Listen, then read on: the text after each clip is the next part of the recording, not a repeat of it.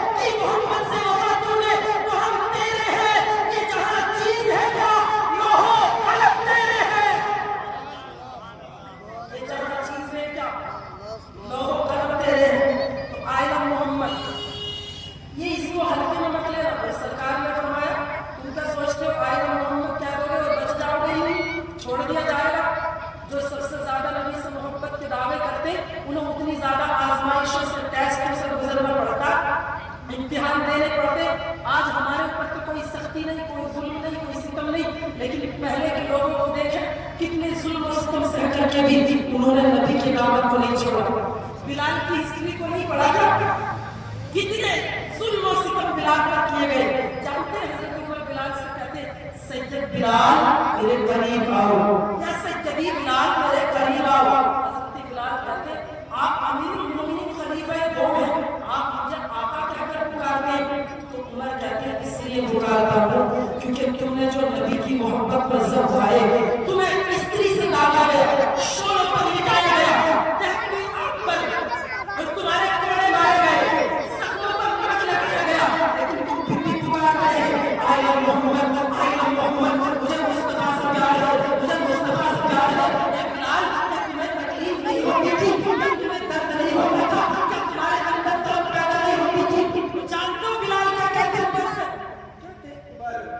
तकलीफ तो होती थी, दर्द तो होता था, मैं बर्दाश्त करता, लेकिन जब मुस्तफा का चेहरा सामने आता तमाम तकलीफें दूर हो जाती। जब नबी के मुस्कुराते हुए चेहरे पर नजर डालता मेरे तमाम दुख खत्म हो जाते। आखिरी बात बताऊं, अपनी बात को खत्म करूं, उसके बाद क्या आपने सुना है करबला में मेरे आका हुसैन ने कितनी कुर्बानी, कितनी अब्बास अलमदार के बाद मतलब है मेरे हुसैन ने तब भी आया